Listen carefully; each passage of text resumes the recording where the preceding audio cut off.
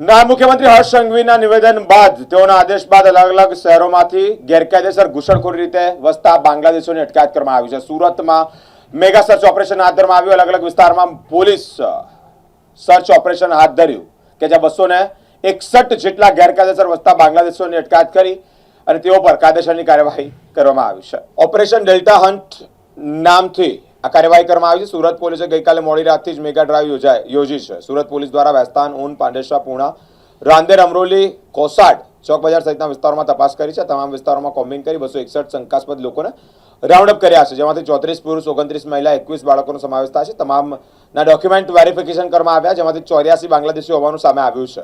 આ ઉપરાંત વધુ 107 શંકાસ્પદ લોકોની તપાસ ચાલી રહી છે। તમામને ડિપોર્ટ પણ કરવાની કામગીરી હાથ ધરવામાં આવી રહી છે। તમામ ઈસમો બાંગ્લાદેશથી આવ્યા હોય અને બોગસ આધાર કાર્ડ બનાવતા હોય તેવી માહિતી સામે આવી છે। આધાર કાર્ડની મદદથી મકાનમાં તેઓ રહેતા, ત્યારબાદ તેઓ અલગ અલગ ઇન્ડસ્ટ્રી વિસ્તારમાં રહેતા। તમામ ઈસમોના એન્ટ્રી પોઈન્ટ પશ્ચિમ બંગાળ છે। આરોપીઓ બાંગ્લાદેશથી બંગાળ આવે ત્યારબાદ તેઓના એજન્ટો મારફતે નકલી ડોક્યુમેન્ટ બનાવતા અને તમામને અલગ અલગ ટ્રાન્સપોર્ટ માધ્યમથી અલગ અલગ શહેરોમાં જતા હતા। તપાસમાં કેટલાક લોકો હ્યુમન ટ્રાફિકિંગના ગુનાઓ સાથે જોડાયેલા હોવાનું પણ સામે આવ્યું છે।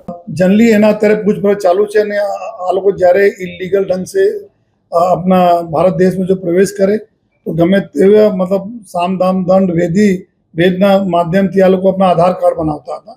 પછી આ આધાર કાર્ડ બનાવ્યા પછી મેઇન લાઇન पे આવીને અહીંયા સુરતમાં ગુજરાતમાં અલગ અલગ જગ્યાએ આમાં સુરતમાં બી આ લોકો આધાર કાર્ડના આધાર ઉપર જો આ લોકો રેન્ટ ઉપર મકાન રાખી લેતા હતા। જો મકાન રાખે જો અને અલગ અલગ જો પ્રકારના કામગીરી में લેબર વર્ક હોય, कोई टेक्सटाइलના એના રિલેટેડ કામગીરી और ઘણા બધા जो लेडीज હતી આ લોકો બી ઇલીગલ ઇમોરલ ટ્રાફિકિંગ में भी शामिल रहती હતી। जो है तो આ પ્રકારથી એના જો ટીમો એના શોધે છે। સર, જે જૂના બાંગ્લાદેશી આપણે પકડાયા હતા એમાંથી કોઈ પાછા પકડાયા છે, ફરીથી આવ્યા એવું કોઈ કિસ્સા બન્યા છે? અને આમાં આજ અમે લોકો જોઈએ છે કોઈ અત્યાર સુધી જેટલા પકડા આમાં કોઈ જૂના નથી જો है, પરંતુ એવું પણ સંભાવના રહે છે કે જો લોકો અહીંયા ડિપોર્ટ થયા હોય આ લોકો કોઈ આવી તો નહીં કે એના બી અમે શોધીએ છીએ, લેकिन અત્યાર સુધી જો 84 લોકો પકડાયા છે એમાં આ લોકો નથી। સર, તો પહેલા કેમ નહીં પકડાયા આ લોકો જ્યારે આપણે પહેલા ઓપરેશન કર્યું હતું?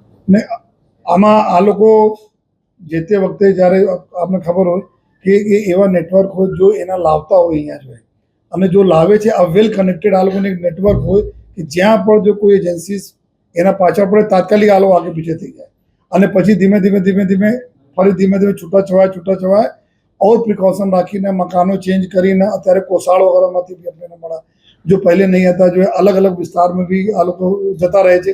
एना जो नेटवर्क से एक ने टच हो तात्कालिक बધી जगह થઈ જાય। તો આ નેટવર્ક ઉપર અત્યારે અમે લોકો ટેકનિકલ જો એવિડન્સ અમે લોકો લીધા કે એના હિસાબથી નેટવર્કના જો મેન લોકો હતા એના સુધી અમે લોકો પહોંચીને પછી અહીંયા પહોંચ્યા, જેથી આ મેસેજ બહુ જલ્દી સ્પ્રેડ નહીં થાય।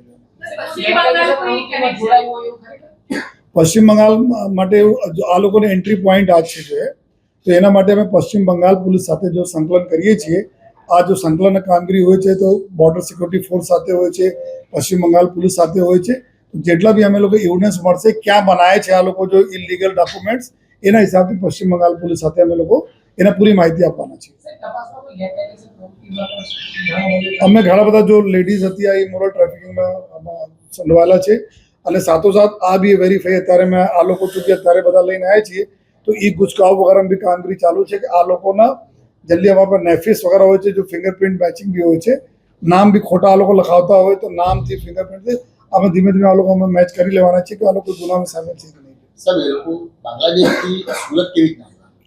जल्दी आ लोगों અત્યારે અત્યાર સુધી બહુ પ્રાથમિક જો પૂછપરછ એના થઈ છે કે બાંગ્લાદેશ से જ્યારે આવે છે તો બંગાળમાંથી ગમે તેવા એના જો એજન્ટો રહે છે એના જો ફેક ડોક્યુમેન્ટ બનતા હોય તો પછી આ લોકો બાય ટ્રેનના માધ્યમથી અમુક લોકો તો પ્લેન સભી आया जो है અહીંયા ડાયરેક્ટ વાયા કરીને जो है તો આ લોકોનો જો મૂવમેન્ટ છે ટ્રેન અને અમુક લોકોના પ્લેનથી અમુક લોકો બાય રોડ આવે છે એના જો એજન્ટો હોય છે આ લોકોને એવી પ્રકારના અંદર મોકલે છે જેથી કોઈ જગ્યાએ સામટા આ લોકો પકડાય નહીં। जी सर, बांग्लादेशी એ લોકોનું જણાય આવશે તો કેટલા દિવસમાં એ લોકોને બાંગ્લાદેશ પરત મોકલશે? वो तात्कालिक जो है અત્યારે जो भारत सरकार तरफથી આ પ્રક્રિયા बहुत સરળ બનાવવામાં આવી છે। એના जो મેન્ડેટરી પ્રોવિઝન્સ છે અમારા એના બધા જો એક રેકોર્ડ મેન્ટેન કરવાના હોય છે એને કામગીરી અત્યારે સ્પેશિયલ બ્રાન્ચ જો કરે છે। स्पेशल ब्रांच लोकल पुलिस की टीम चालू थी गई है અને એના જોઈન્ટ ઇન્ટ્રોગેશન जो हमारी विधि हो अलग अलग एजेंसीज आईबी वगैरह पुलिस वगैरह एसओजी બધા લોકો साथ इंट्रोगेट पूरा करता हो પછી તાત્કાલિક जो એના जो प्रक्रिया હોય છે તો મને લાગે છે અઠવાડિયામાં પૂરી સમગ્ર પ્રક્રિયા કરીને રિપોર્ટ કરવાની કામગીરી